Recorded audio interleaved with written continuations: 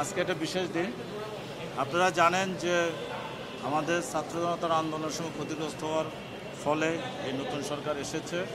নতুন সরকার আসার পরে আমাদের উপদেষ্টা মহোদয় যেদিন মেট্রো ভিজিট করলেন সেদিন উনি নির্দেশনা দিয়েছিলেন যত দ্রুত সম্ভব শুক্রবারে যাতে মেট্রো চালনা করা হয় এবং কাজীপাড়া মিরপুর স্টেশনকে সংস্কার করে মানুষের উপযোগী করে যাতে জনগণের শান্তি এবং স্বস্তি আনানো হয়।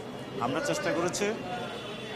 আমাদের টিম ডিএমটিসিএল অক্লান্ত পরিশ্রম করে আমরা শুক্রবার বিকালবেলা এখন 3:30 থেকে চালু করেছি। এটা আমরা দেখি সামনের দিনগুলোতে ডাটা কালেকশন করব, তারপরে পরবর্তীতে কীভাবে এটাকে অ্যাডজাস্ট করে আমরা দেখব। তো আজকে একটা ঐতিহাসিক দিন আমি বলবো। মেট্রো রেলের যে বাংলাদেশের অভিযাত্রা সপ্তাহে 7 দিনেই চলবে এখন।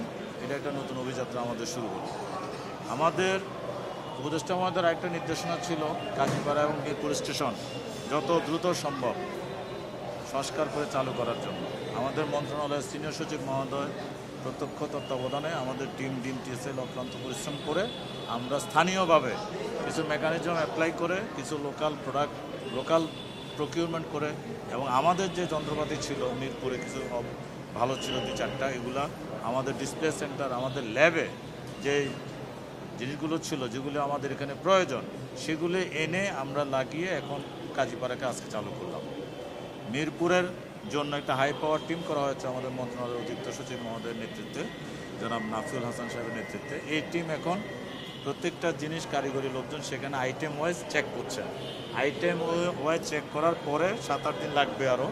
এই রিপোর্টটা পাওয়ার পরে আমরা বুঝতে পারবো যে সেখানে কী ধরনের ক্ষতি হয়েছে চূড়ান্ত বিচারে, এবং সেই মালামালগুলি দেশে বিদেশে আমদানি করে কতদিন সময় লাগতে পারে এবং কী পরিমাণ ব্যয় হবে। এই মুহূর্তে ব্যয়ের কথাটা আমরা বলতে পারছি না, তো ধারণা করছি যে যেটা আগে বলা হয়েছিল তার চেয়ে কম হবে, বেশি হবে না। যেহেতু এটা পরীক্ষা দিন আছে, কারণ আমরা তো জানি না কোন সিস্টেম কতটুকু লাগবে। এই মুহূর্তে তো ডিফিকাল্ট আছে রিগার্ডিং আমাদের মিরপুর 10, সুতরাং এটা এই মুহূর্তে মনে বলাটা সমীচীন হবে না, কারণ বলার মতো অবস্থা আমি নাই। I have no correct information, তাহলে আমি আপনাকে কীভাবে বলব। বাট আমরা যেটা ধারণা করছি ওইটা আমাদের সর্বোচ্চ চেষ্টা থাকবে সরকারের যে নীতি আদর্শ কৃচ্ছ সাধন করা, সেটা আমরা সর্বোচ্চ মাত্রায় করবো যাতে করে ব্যয় কোনোভাবে অনাকাঙ্ক্ষিত কোনো ব্যয় না হয়। জেনারেল কথাই বলছে, আজকেরও তো একটা ইম্প্যাক্ট আছে। আজকের ইম্প্যাক্ট এবং সাপ্তাহিক ইম্প্যাক্টগুলো বিবেচনা করে যাত্রীদের টার্ন ওভার বিবেচনা করে ডাটা অ্যানালাইসিস করে আমরা পরবর্তীতে সিদ্ধান্ত নেব। আমাদের টাইম কিন্তু 3.5 মিনিটে নামিয়ে আসা আমাদের আলটিমেট টার্গেট।